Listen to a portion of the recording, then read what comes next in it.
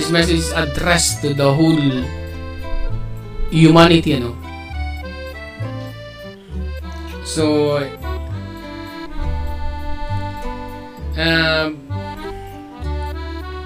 bubuksan natin yung rating within, and so we look about the backside of this message, ano? So napaka-importante nito na atin makita, kasi ang pagkaintindi lang kasi ng mga tao dito, no, we are focusing siguro yung mga tao about the physical bread, which is the literal bread, ano. So dapat makita din nila na there are two kinds of bread, literal bread and the spiritual bread. So dapat makita din nila. Mahirap kung makikita lang nila yung ang literal, no? Focusing lang doon sa literal na bread, no? Hindi rin natin makita na mayroon pala mas magandang bread na ating na dapat natin what we call this, mas more inferiority for our life. So di ba importante yan na ating makita.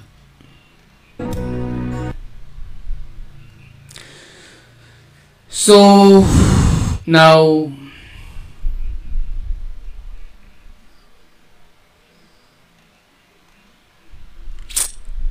we go to na sa ating message ngayong araw na ito. So buksan natin, dapat makita natin ano ba talaga yung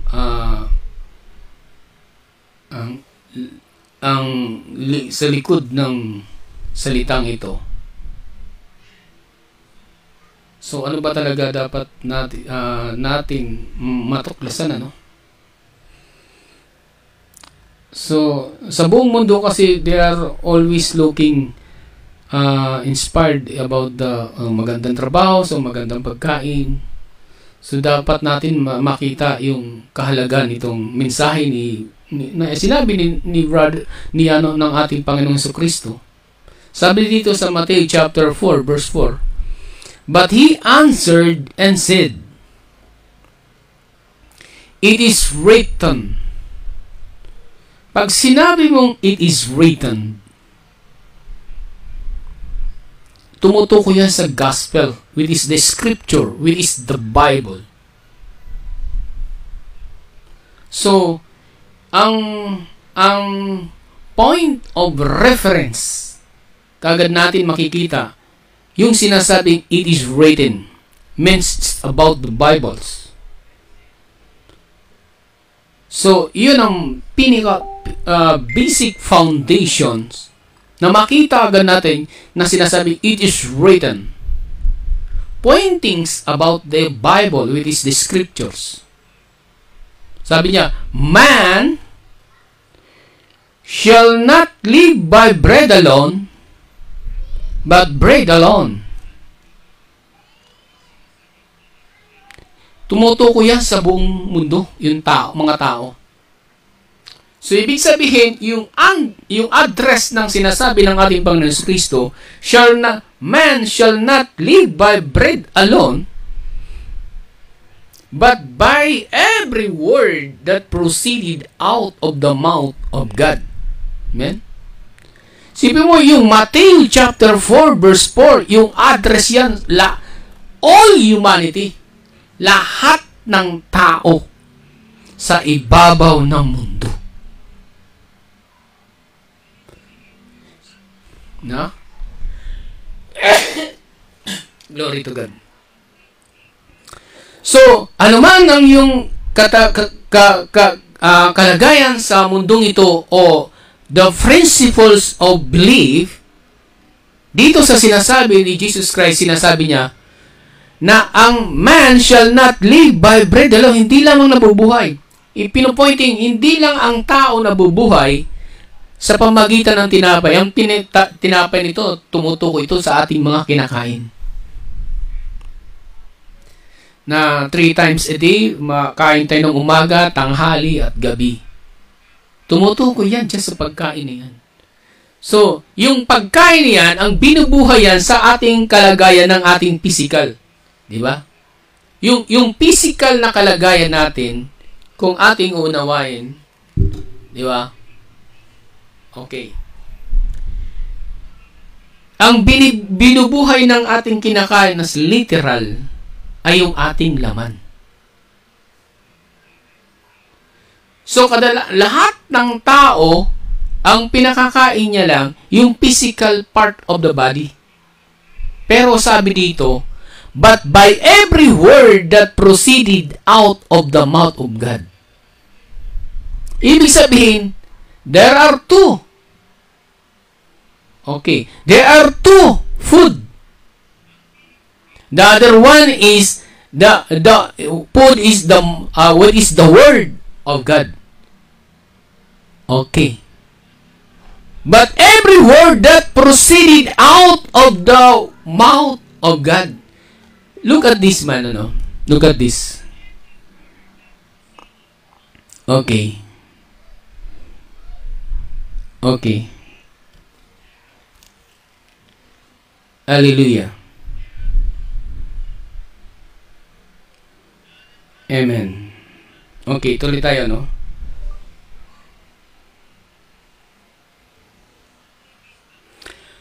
Yung sinasayang proceed out of the mouth of God. Remember, there are 2 messengers. Thank you, Jiho, for your watching, ano? There are 2 messengers, ano? The one messenger is the foolish man, a foolish virgin. And the other one is the wise virgin.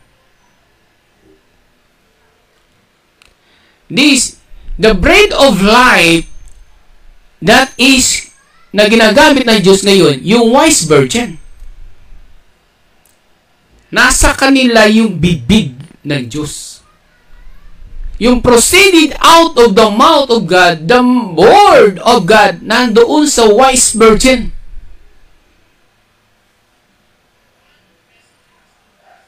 Diba?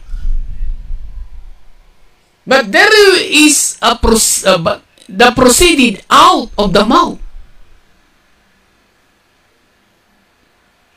The mouth came also from the foolish. And that foolish is what we call of this a foolish virgin. Kinasangkapan din sila ng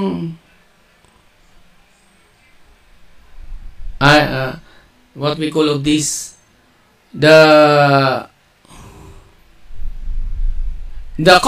Antichrist, ano? Ginamit din sila para i-destroy yung mensahe doon sa it is written. It is written. Itong written na ito, itong Bible na ito, sinisira, it is contrary the context of the word of God.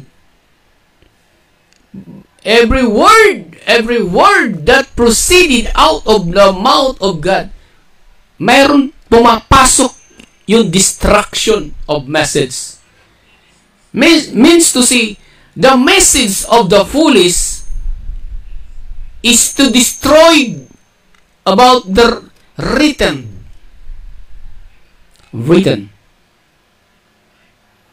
So, to destroy the written, but it is not from God. Kaya yung kailangan makita natin, and who is the mouth of God? Who is the ambassador of God? That sabi niya, but every word that proceeded out of the mouth of God. Sino yung kasangkapan? Who is the instrument of God to reveal the bread of life? Kasi, kailangan, the bread of life, yan ay mula sa Diyos. Okay. Nakita natin ano?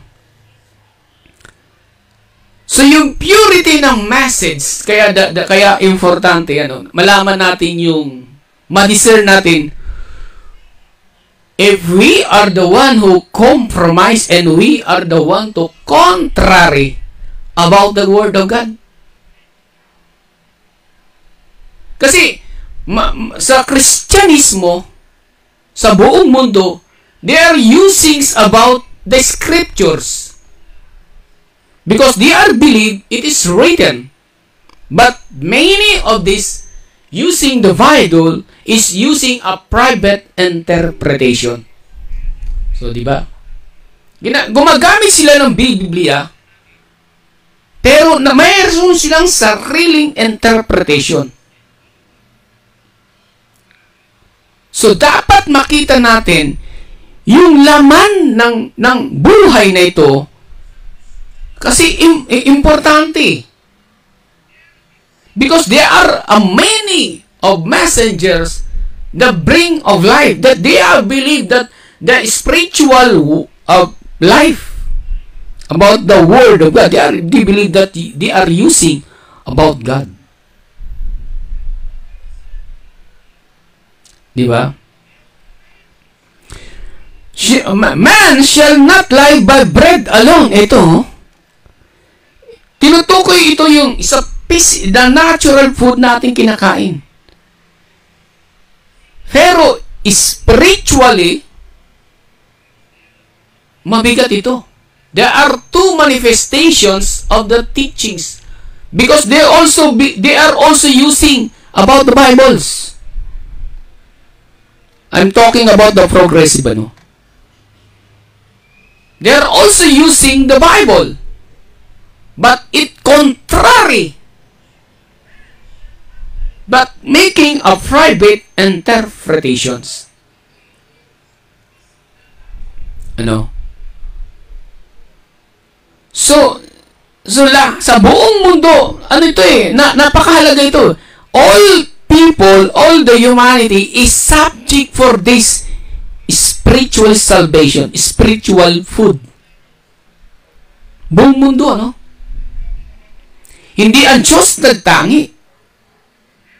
Because that the people sa buong mundo, mayroon siyang tatlong component, which is body, soul, and spirit. So everybody, mayroon siyang souls in spirit. Di ba?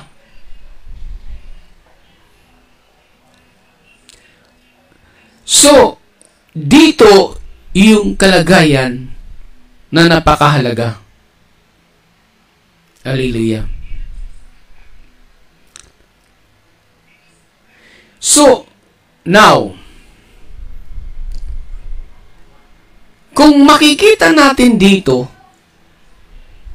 yung proceeded out of the mouth, there are two. If you have no discerning of the Spirit, kung wala kang pangitain o hindi mo siya mas discern, di natin ma-discern sa no. There are many messengers sa buong mundo. Talagang nagkaroon sila ng private interpretations, no? So, yung private interpretations, hindi nila nagkaroon sila ng belief, just like for examples in every nations, no, komunista, And the mga iba't ibang religions na naniniwala sa mga iba't ibang idolatry, image. So, yung kanilang mga mensahe,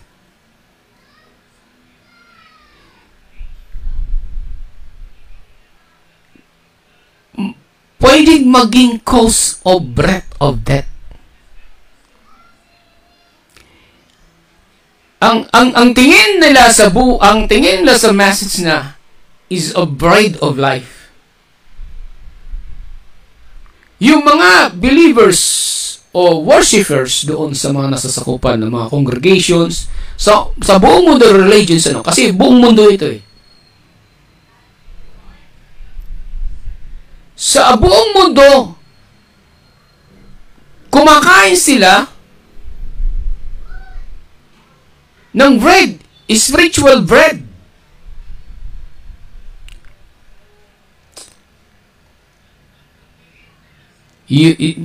Sana makita niyo ako, brother and sisters, makita niyo yung sinasabi ko. So, sa tao na yun na nagpapakain ng salita, word,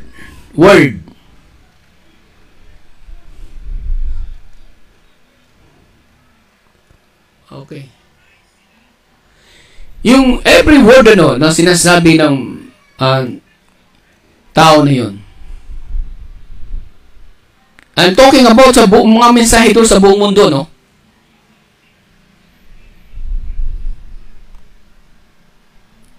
Yung nasasakupan nila, ang pinapakain nila, yung belief, yung kanilang paniniwala.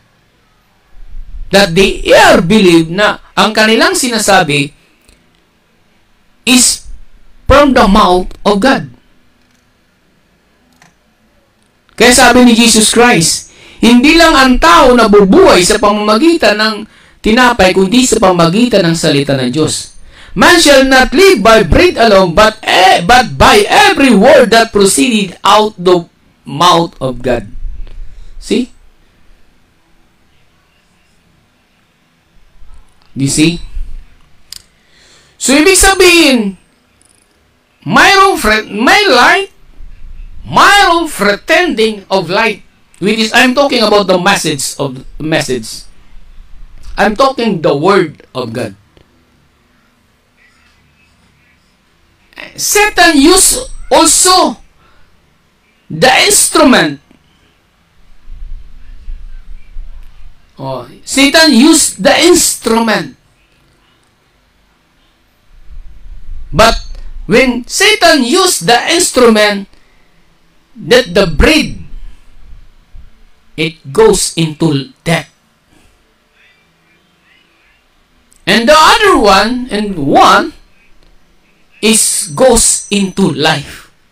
And goes into life, that's from the mouth of God. It is the revelations that God's giving into a man. So the key word of life sa buong mundo, see who is bringing of life, who is bringing the tree of life? Diba? Who is bringing the tree of life? So, means to say, thank you, Brother Jubin, Plateria. So, means to say, every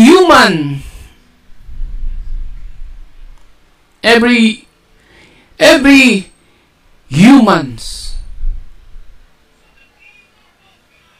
kailangan nila makita, needs to know to discern, who is bringing the real tree of life, a real bread of life. Because there are many messengers of the word. Using, it is written, using the scripture. Yeah, see? Using the scripture. But these scriptures naging keyword ito ng death.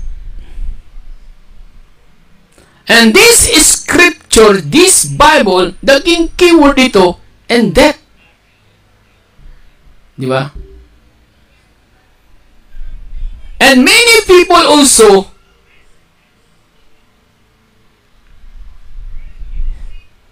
focusing into a bread, which is the literal bread, ano? Lahat naman ng tao sa mundo ito, all the people of the world, they are focusing about the literal bread. Pero, but, spiritual bread is not focused, it is not important. In this world, no? The spiritual bread is not important. The most important, the literal bread. So, meant to say, yung sinasabi shall not lie. Remember that shall not lie by bread. Kung ang isang tao, if a man shall not eat the bread of life, is dead. So, ibig sabihin, ang tao na kapag ang tao na yun, na kung hindi siya makakakain ng pagkain mula sa Diyos, they are dead. See? Kaya sinabi yun, except a man be born again,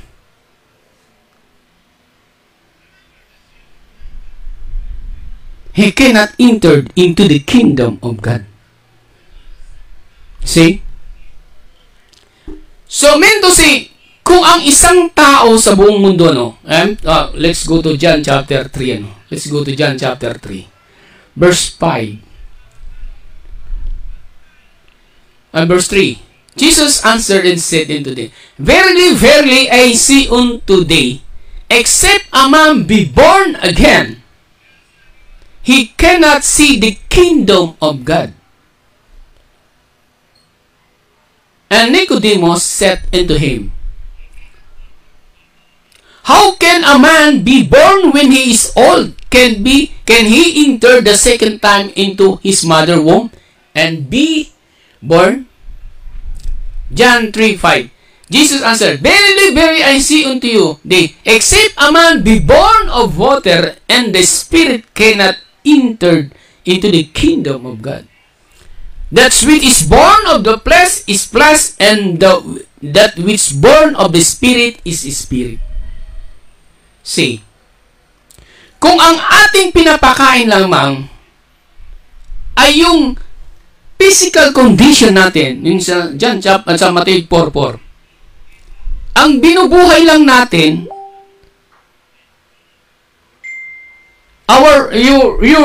the physical body.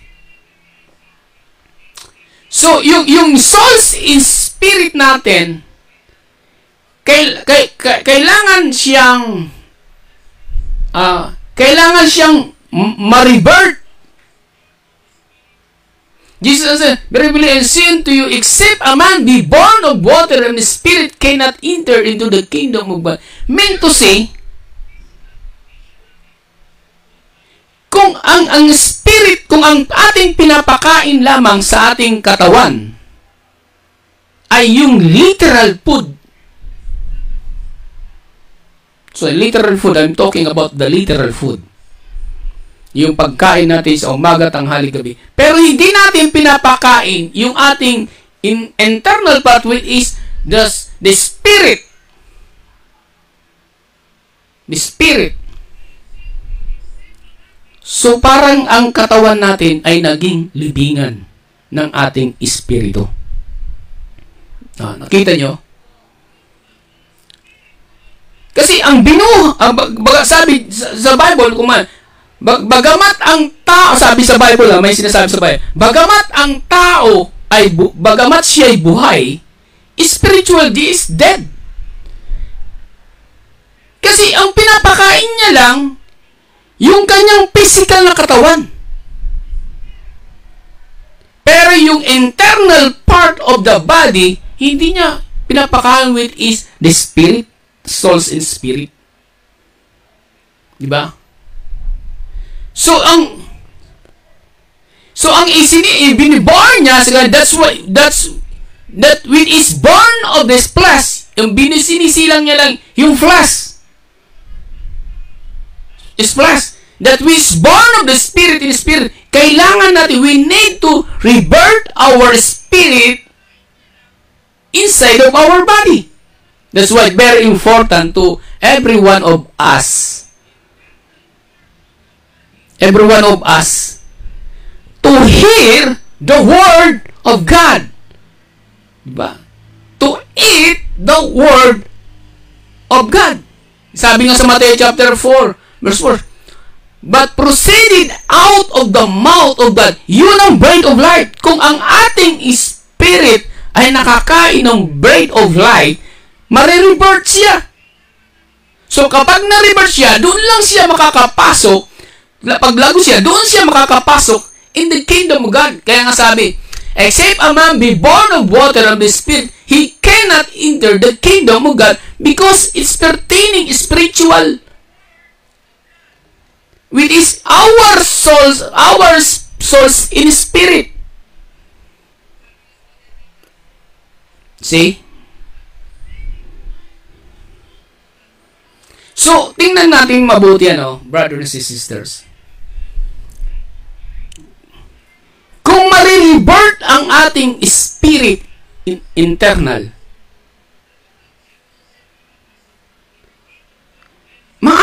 kung ma-revert siya, spiritually, kung makakakain siya, kasi doon lang magigising yung ating okay.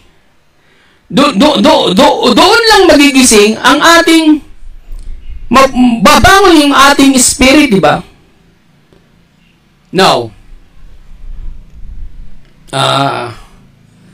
so, sana makita nyo yung sinasabi ko, So, ibig sabihin, kung may re-revert ang ating spiritual, yung spirit natin, saka yung soul, mag-become one. Pero kung ang ating kalagayan, if our situations of our body is only for, we are focusing our physical, which is the body, our soul is corrupted. Di ba? Kasi bakit? Ang pinapakain lang natin sa ating katawan yung literal food and corruptible, which is word, which is corrupt, which is the communication about this word.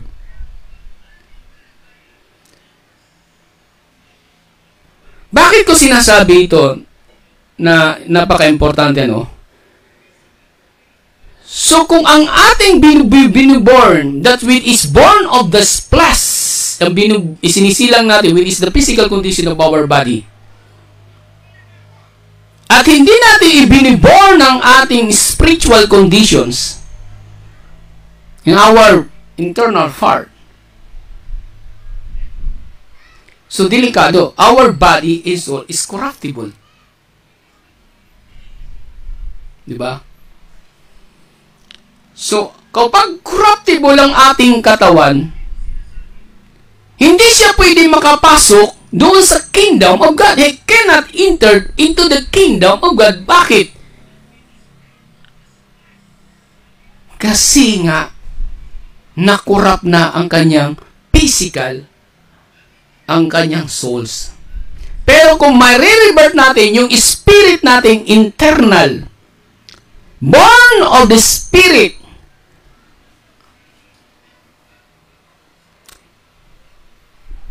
now, makokontrol ng Spirit ang our souls. The Spirit will control our souls. So, if the flesh will activated, but the Spirit is parang tulog lang siya, nakukurap ang ating kaluluwa. So, pag nakurap ang ating kaluluwa, yung nanaig, yung ating laman, which is our composing of our bodies, body, soul, and spirit, ano? Look at this. Bakit sinabi ni Kristo, huwag kayong matakot yung pumapatay sa laman? Kundi matakot kayong laman, kundi matakot kayo sa pumapatay ng kaluluwa at espiritu. I think you can read in Matthew chapter 10 verse 20, tanong.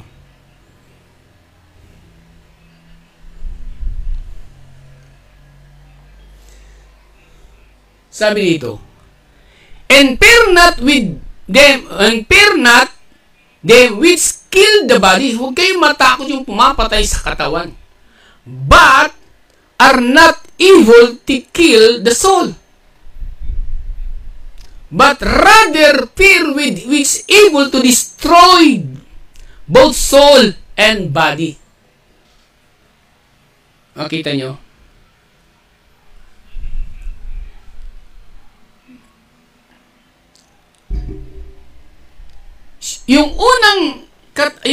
The first body which is I'm talking about the natural body, ano?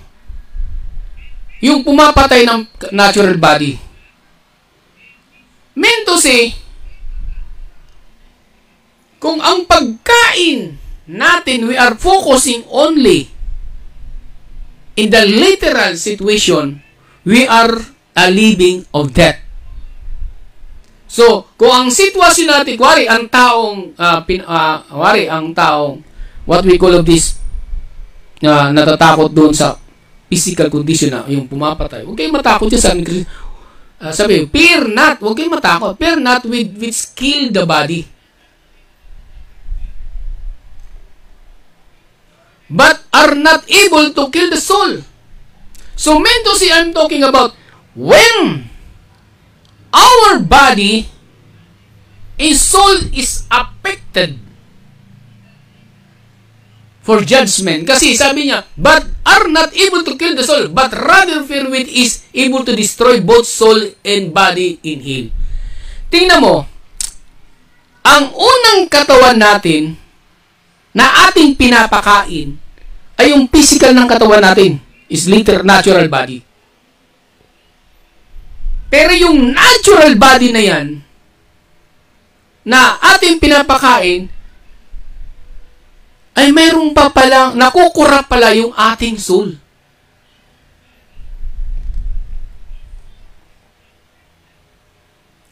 Nakukurap ito. So, if our soul is corrupted, because mayroon kasing 5 senses, I'm talking of 5 senses kayo. Yung 5 senses kasi, the entry points of Satan's. Yung tinatawag dyan na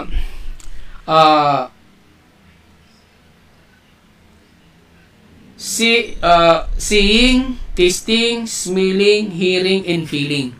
Yan yung 5 senses eh. Yung seeing, tasting, smelling, hearing, and feeling. Ito yung mga 5 senses entry point na makontrolled. Diba? Controlled. Ang ibig sabihin ko, kung ang ating katawan ay nananaig, ibig sabihin, our souls and body as subject to hell. See? Sabi, fear not with which kill the body, but are not able to kill the soul, but rather fear which is able to destroy both souls, body, and hell. So look at this soul and body. Kasi, mayroon tayong katawan na hindi na siya part ng 16 element. I'm talking about.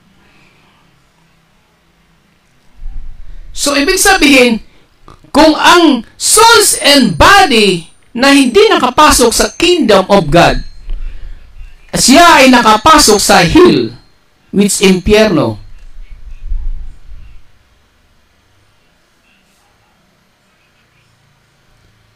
Kasi, yung kamatayan niya sa lake of fire.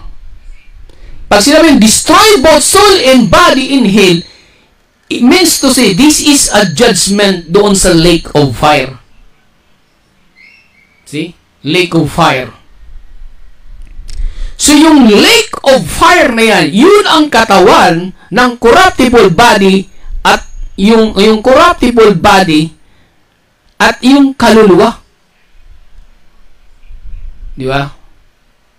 Hindi, yung body nito, hindi ito yung natural body na sinasabi na dito sa sinasabi, fear not which kill the body. Hindi yan, ito kasi natural to. Pero kung titingnan nyo, yung soul and body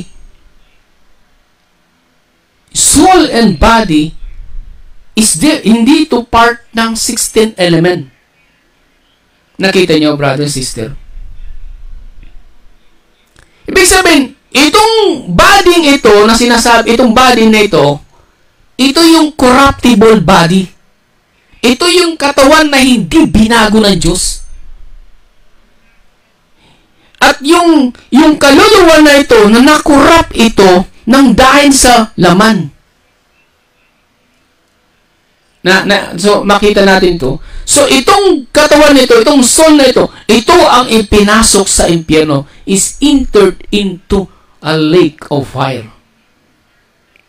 Kasi hindi nga nakapasok doon sa kingdom eh. Except a man be born again, he cannot enter into the kingdom of God because hindi nga siya, nung nandito siya sa lupa, ang binubuhay niya lang, most in focus ng kanyang buhay, is to make alive the body.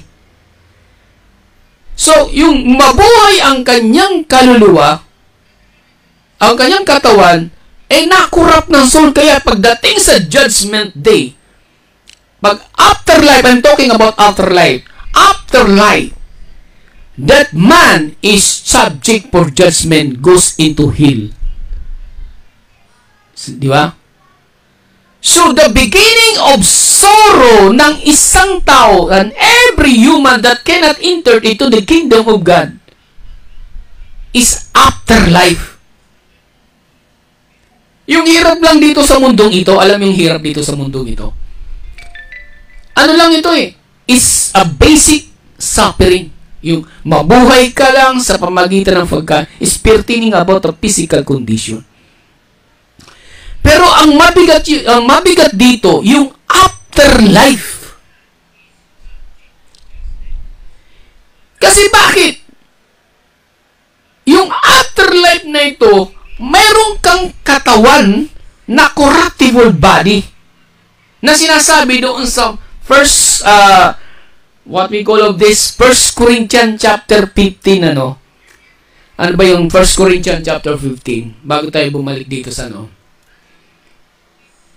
Yung 1 Corinthians chapter 15 na sinasabi doon, I'm talking about the corruptible body because the first body is na natural body and the second body from the natural body is the corruptible body.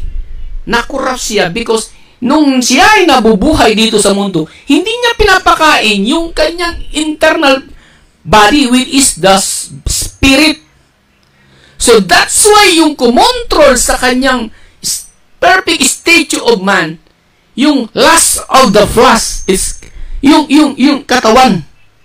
Hindi niya nakita, teka muna, mayroon palang another stage of body na dapat ma-restored. Ma-restored. Now, if you understand this, yung destroy both soul and body, kasi ang kanyang kalagayan doon sa 1 Corinthians chapter 15 na sinasabi dito,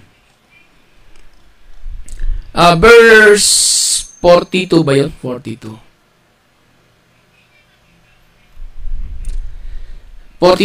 So also is the resurrection of death. If you want it. So also is the resurrection of death. Look at this resurrection of death.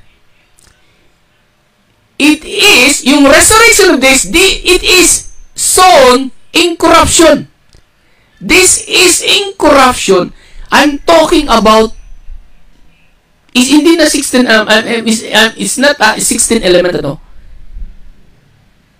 This body incorruption.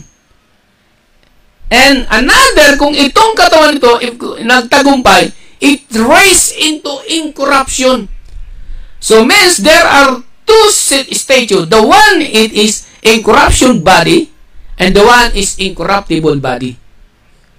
Now, the one is terrestrial body and the one is glorified body. If your body is incorruption, ito yung pumasok sa judgment na sinasabi sa Mateo chapter 10 verse 28. Yung destroyed both body and soul into hell. Kasi yung katawan niya corruption na eh. Hindi siya incorruption. Pag it is in race on corruption, mean to say the body is glorified body. But if this one is corruption, itong corruption ito yung mga katawan that cannot enter into the kingdom of God. Kasi nung nandito pa lang sa lupa, hindi niya pinapakain tungkol sa salita Diyos. It is the most important. If you hear in this word, it is here in this word, you need to eat the word of God. Diba? Kung ang katawan natin, for example, ay nakakakain siya ng salita ng Diyos, meant to say, bubuhayin siya, is ready to receive a glorified body. Kung ang kanyang katawan ay pinapakain lang ng mga bagay dito sa lupa, it is pertaining about the flesh. Ito lang. Ibig sabihin yung kanyang katawan, kasi pag binuhay siya, kung ano ang itsura niya nung kanyang kamatayan, yun ang kanyang itsura. Kung ang isang tao na nakakain ng salita ng Diyos, pag binuhay siya, ang kanyang body, incorruption body. Mean to say, the one is mortal body na nasisira, and the one is incorruptible body. Nakita nyo? So, kapag namatay, pag namatay pala ang tao, pag yung incorruption ng katawan niya, may babaguhin ang kanyang image. Kung ang kanyang itsura ay matanda, babaguhin as a new creations of God. Pero dito sa incorruption, na hindi pinapakain niya ang kanyang katawan, ang internal part nung siya ay nandito sa mundong ito, kung ano ang itsura niya, kung ano itsura, yun ang itsura niya. Yan ay corruptible body. Corruptible body. Kaya yung corruptible body, nadadamage din ang kaluluwa niya. So, corruptible body at ang kaluluwa niya is proceeding subject for judgment in the lake of fire.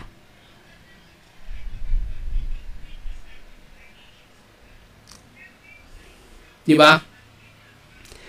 Kaya nakikita niyo ibig sabihin, nakakatakot pala ang isang tao pag namatay.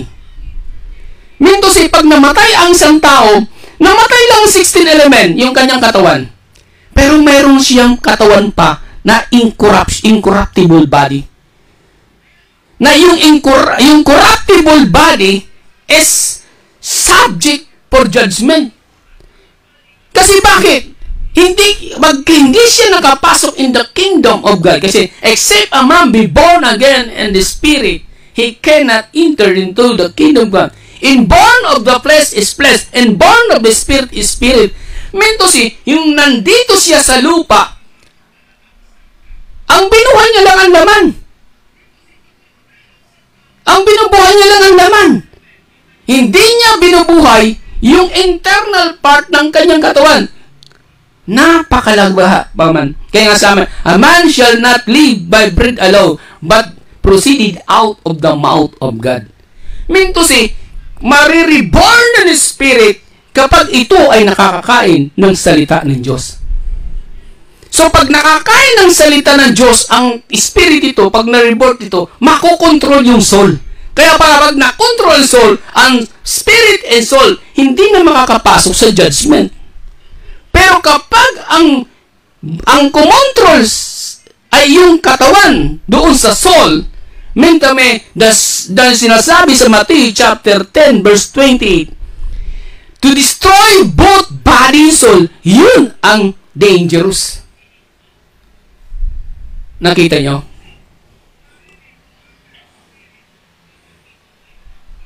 See? Kaya nakakatakot yung afterlife. Remember, brother and sister. Nakakatakot yung afterlife.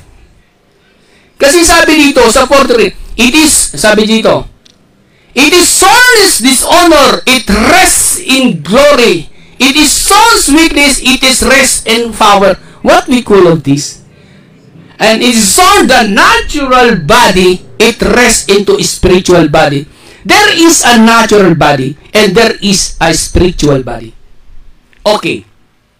Explain about this one. Itong katawan natin, it is a natural body. Pero yung natural body ito, ipapasok ito sa corruptible body. But this and there is a spiritual body. An spiritual body na from natural into a spiritual body which is the glorified body. See? Tingnan natin, kita mo nung si Jesus Christ na siya ay nabuhay muli, there are two conditions ng kanyang katawan. Yung katawan ni Jesus Christ, he become a natural body.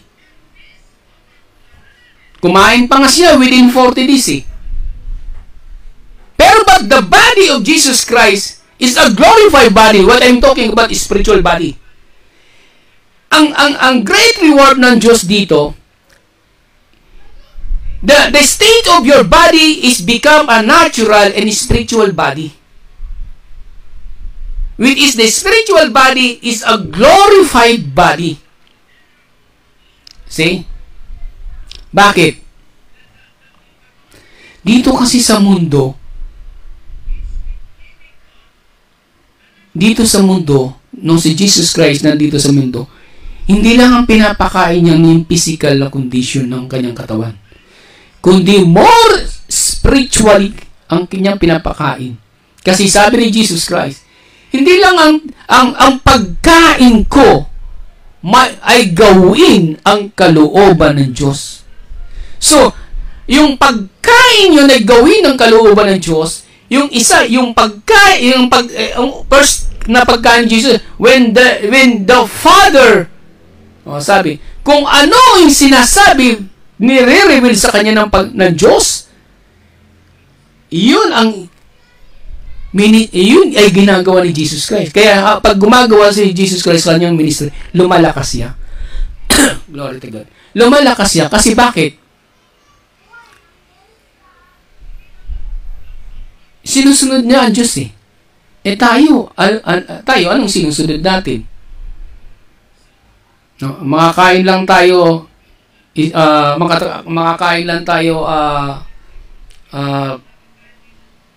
dito sa literal na ito, okay na. But we are not thinking about the spiritual food which is the Word of God. Ayaw natin pakinggan Wala tayong hilig makinig doon sa salita ng Diyos. Diba? So, meant to say, let's go to, what we call of this. Itong kalagayan na ito. Balik tayo sa 42. So, ibig sabihin, kapag namatay ang tao, hindi, yung body, bumalik lang sa lupa, pero sabi niya, it is incorruption body. Yung corruption ito yung nakorrupt na katawan na hindi binago ng Diyos, and isa, binago ng Diyos. Afterlife. Ang kaluluwa na nandoon sa impyerno, umiiyak araw-gabi. Ayun ang mga mukha, yung image na yun na hindi binago ng Diyos. At yung mga tao na yun na hindi binago ng Diyos, hindi sila nakapasok sa kingdom of God. Di ba? Hindi sila nakapasok sa kingdom of God. Yung sinasabing resurrection of death, yung mga namatay. Kita nyo? Yung mga nangamatay na yun na mga tao, nung dinala doon sila sa hill, they are also considered as dead. Kaya nga sabi, a man shall not live by bread alone. Ang tao, nandun lang nakapokus sa bread na literal, hindi doon sa spiritual bread. Kaya hindi siya nakapasok. Kaya ang katawan niya corruptible. Kaya hindi siya nakapasok doon sa kingdom of God. So, napakahalaga, no? Balik tayo sa Matthew chapter 4. Kaya napakahalaga maintindihan natin itong gospel ni this reading. Nung sinabi ni Jesus, man shall not live by bread alone. Kailangan tumagos ka dito sa but every word that proceeded out of the mouth. Kailangan tumagos ang bawat tao sa mundo. Kailangan kasi yung souls and spirit natin, hindi galing yan sa tao eh. Ginamit lang ang katawan natin as a temple of the souls and spirit. Pero yung spirit and souls and spirito, kailangan makarinig ito ng salita ng Diyos. Kung hindi ito makakarinig ng salita ng Diyos, papasok nga siya doon sa judgment na sinasabi sa Matthew chapter 10 verse 28. Destroy both body and soul into hell. See? Diba? Importante na habang tayo nandito sa lupa, pinapakain natin ang ating spirit. So, pag pinapakain natin ang ating spirit, nakokontrol ng spirit ang ating kaluluwa. Pero pag pinapakain natin lang ang ating laman, nakokontrol ng laman ang kaluluwa. Ibig sabihin, yung purity ng soul, pumapasok sa kamatayan. Kaya nung pumasok ang kaluluwa sa kamatayan, ang pinatay ang katawan at ang kaluluwa. Nakita nyo? Kailangan tumagos ang mga tao sa ibabaw ng mundo dito sa bread of life proceeded out of the mouth. Kailangan makatagos siya. Hindi naman ako gumagawa ng mga krimen so, hindi naman ako, kaya papasok ako sa kingdom of God. Are you sure that you are entered into the kingdom of God? Sinabi ni Jesus Christ, maaaring nabuhay ka physically, but spiritually, you consider as death. Di ba? You are also considered as death. Physically alive ka. Spiritually, you are dead. Kaya kapag ganyan ang kalagayan mo, pag afterlife na hindi mo siya pinakain ng salita ng Diyos, hindi nga ang tao yung makakapasok sa kingdom of God. Kasi sabi ni Jesus Christ, except a man be born in water and spirit, he cannot enter into the kingdom of God. Bye.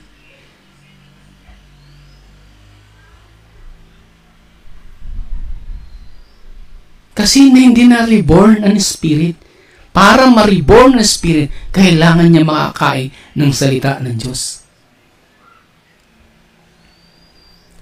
Paano kung ang nagpapakain sa kanya ay foolish? Makapasok ba siya sa kingdom of God? So that's the question.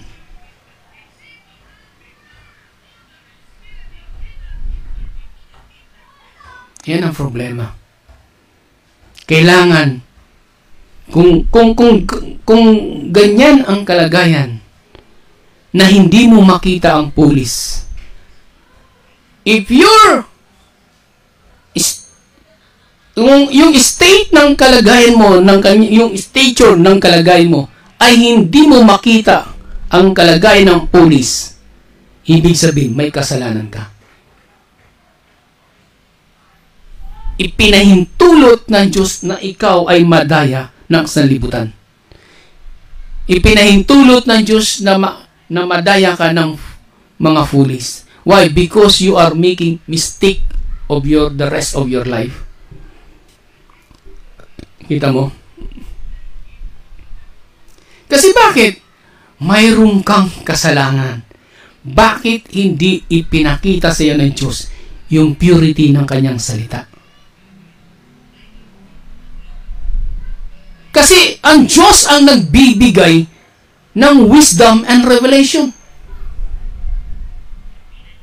Ang Diyos ang nagbibigay ng wisdom of revelation doon sa tao. Pero kung ang kanyang wisdom ay nakurap ng pulis, that is the problem. He cannot also enter into the kingdom of God.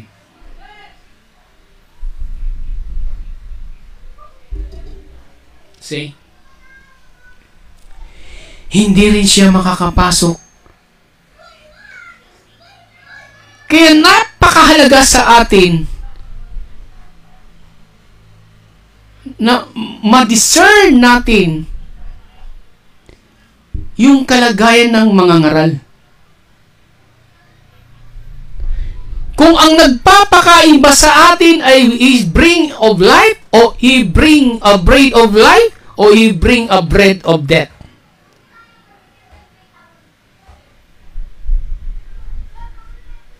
Ba? Kasi kung he bring of death,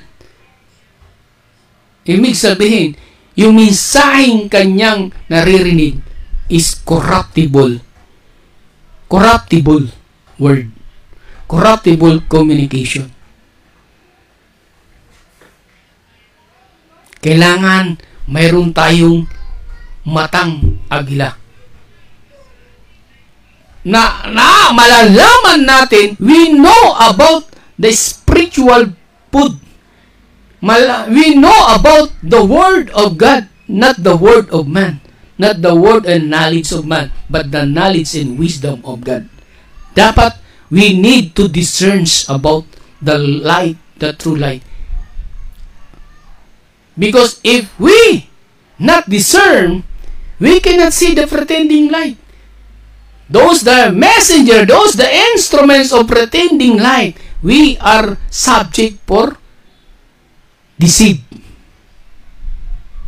Of brothers and sisters.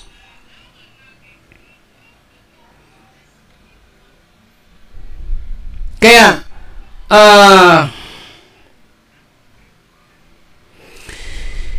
if you look into the what we call of this in Revelations chapter 10 ba yun?